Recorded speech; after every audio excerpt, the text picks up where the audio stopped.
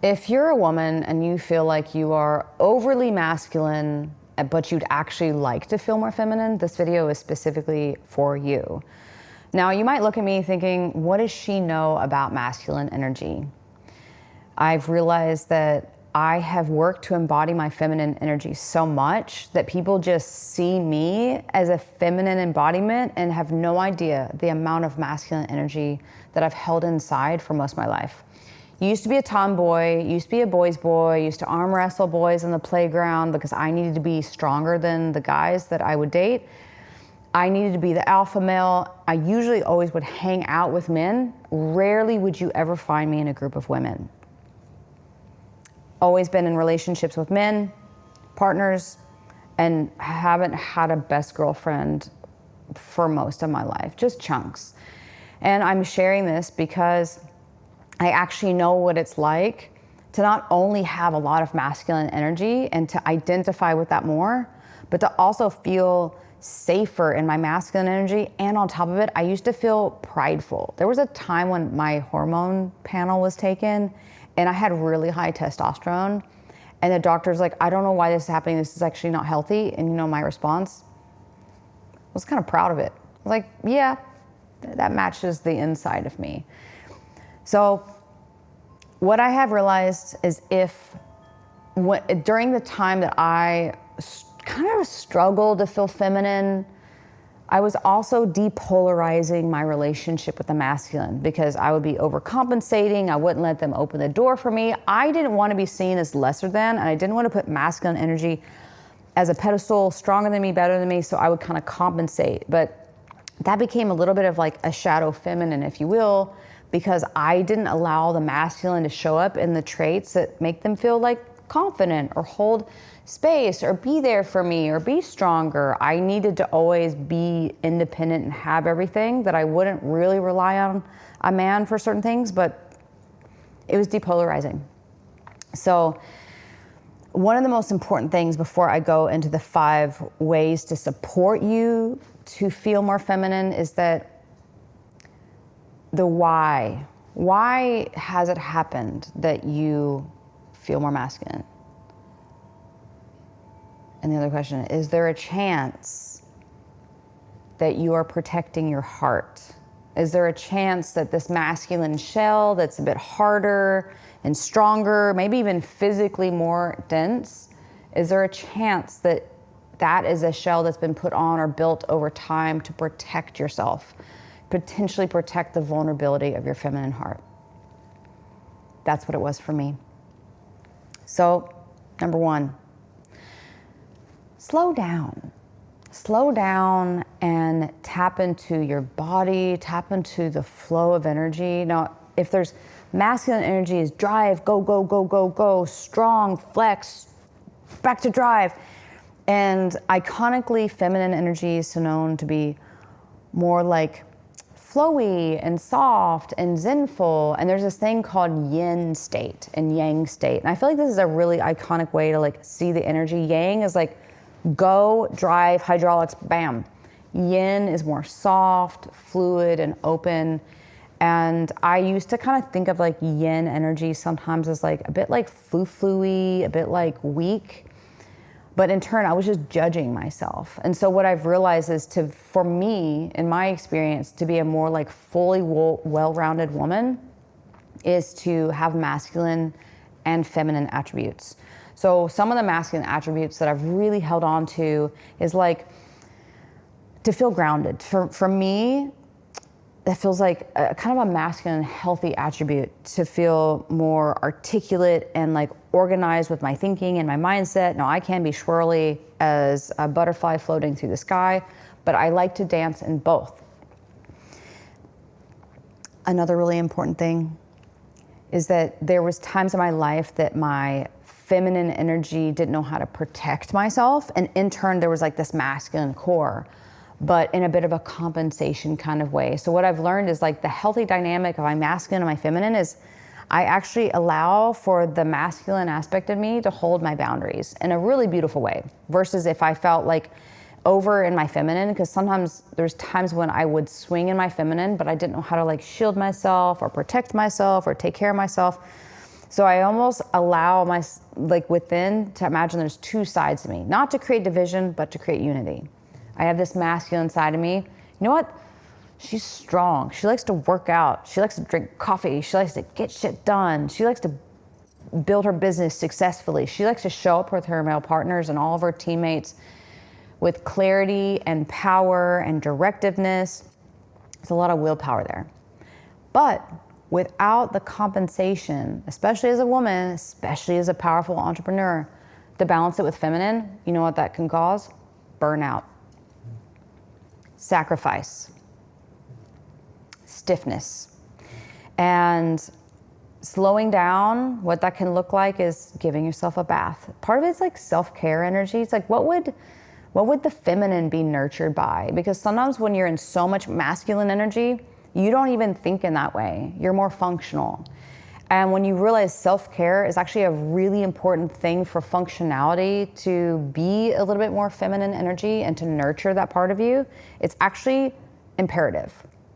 So slowing down, maybe that looks like, you know, you've been in yang all day, going, and you're like, ooh, what would be a nice ritual? I'll use that term to slow down. I have tea right next to me. Now I'm doing things, but also it's a nice, like, take a breath. Let me smell this tea. Let me enjoy it. It's like the pauses and the space to be. And that can look like bathtub. That can look like massages. That can look like putting on beautiful music. It's whatever can allow you to slow down and also find the value in slowing down, to reduce stress, reduce burnout, to also like experience the feminine energy as a gift to balance all the yang energy. Okay.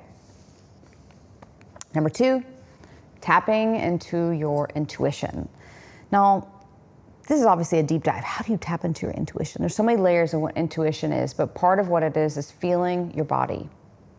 Sometimes the masculine energy is known as being very heady, very logical, very strategic, very go, get it done, but it can be a very like brainy kind of energy. To embody more of your feminine spirit is being more in your whole body. You know, there's different things you can do, like yoga and stretching. Obviously, fitness can be a part of it, but you can be in yang energy working out. So it's how do you embrace being in your body in a way that can be like a fluid. Meditation can be beautiful. Putting on some like gentle music and kind of like going inward and feeling. Also, a part of how I access what I would say is like a divine feminine energy quality is opening my mind to prayer. So what if I'm like, I really have a wish for this, or I really want this thing, and I'm wanting to expand my horizon? What for me intuition is feeling an internal guidance system, which you have to have your ears open energetically for that. Because if you're always go, you might not have the space. So it's all about creating space to an intuit, to feel, oh, I actually feel like this is the good decision. Or I feel, it's like when you start feeling more, not just like, I think I should. I feel like this. I feel like it'd be this. I feel like it'd be nice to do this. Connecting more to your tummy and your womb and your feeling center is an expansion of how to connect more to your intuition. Okay, number 3. Cultivating softness and the grace of when you speak. So I'm going to talk really masculine for a second. Sounds kind of low, sounds kind of nasal. And sometimes when I'm going about my day and I have a lot of logic to handle, I am managing our business has upwards of 35 plus people on it. There's a lot of delegation that I'm doing on a regular basis, a lot of communication. Sometimes I've noticed I can be blunt, to the point, very directive, and sometimes in my communication, I'm more monotone. I'm like, ba ba ba ba ba ba ba ba ba. I've also been reflected to the men on my team, like, hey, can you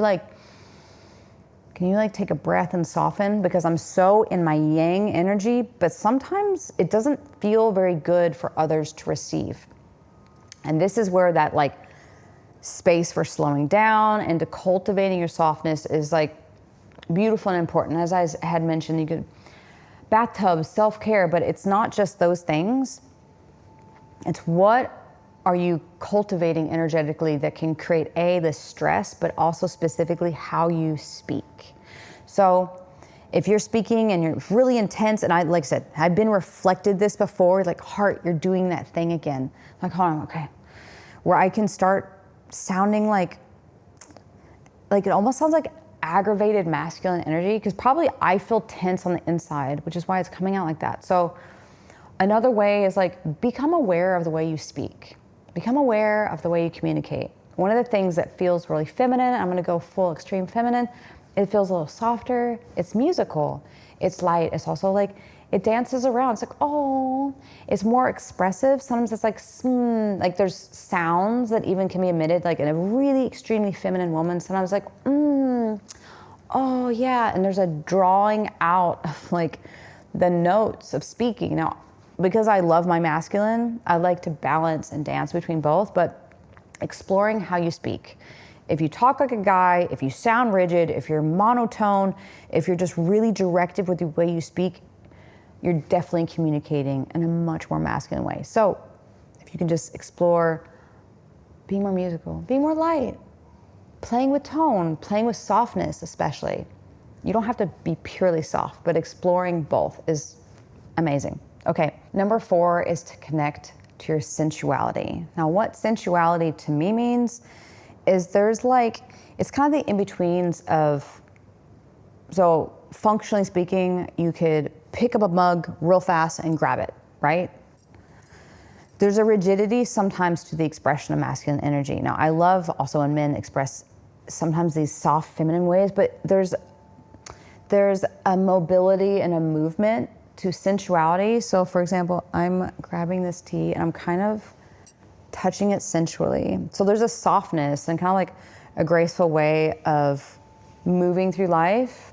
It could be like, you know, you could be doing something really ordinary, but make it more sensuous and feminine by being a bit softer, being a bit slower with the touch. So another example is like, if you're rubbing someone in like a very masculine functional way, you're like, oh, let me do that. And if you're touching someone in a more sensuous way, it's a little bit slowed down. There's like a pacing that's more about presence and feeling and connection. So that's another one that I think is very valuable. The last one, allow yourself to receive. So connecting to the energy of receptivity. On the opposite of receptivity is just giving and directing. It's kind of like back to that yang energy and yin energy. And I actually like kind of experienced this with my mother, is she was always giving and doing a lot of management almost stuff for the house, and the kids are doing this and the kids are doing this, and like giving so much, but it lost a bit of like the touchy-feely sensuousness of like almost like the place to receive back. So when we're giving and giving and giving, coming back to like the love cup, sometimes we can deplete ourselves without realizing, because the feminine wants to also be loved and nurtured and felt and given to. And I've noticed that if there is times that any girlfriend or a friend of mine, I've seen like, if you give them a compliment or you want to support them, oh, no. So whenever someone would want to open the door for me, men would want to like sometimes buy me dinner. There were certain things that guys would want to do for me, but I was like, ooh, I don't know that that's what I want. It might make me feel like you're catering to my femininity. And I didn't like it, and I would often reject it. And sometimes if like someone wants to give you a compliment, notice if you can receive it. Oh my God, you look so beautiful. Oh no, I'm not really feeling that pretty today. Usually if you can't receive something, compliment, a gift on the other side is something where it's almost like you don't feel like you're worthy of it or feels out of balance. And so it could be you connecting more to like your worthiness to receive. I mean, there could be some beliefs underneath there with like, oh no, I'm not pretty, but why? Why do you feel that way? Or, oh no, don't give me that gift. Like, but why? Why are you not worthy to receive that gift? And receptivity is also a beautiful thing if you're in relationship with the masculine. The men, like, you know, want to give to you. And if you can't receive it, then it's almost like two masculine poles not being able to create a bit of like a cyclical loop of energy. Now, I think that masculine energy in women is beautiful. It's profound. It's something that I am like identify with. I think it's important. But really what I'm talking about is not so much you need to, if you're masculine, you need to be a feminine woman. It's not that. It's all about what can synergize the feeling where you can be powerful and also can be soft.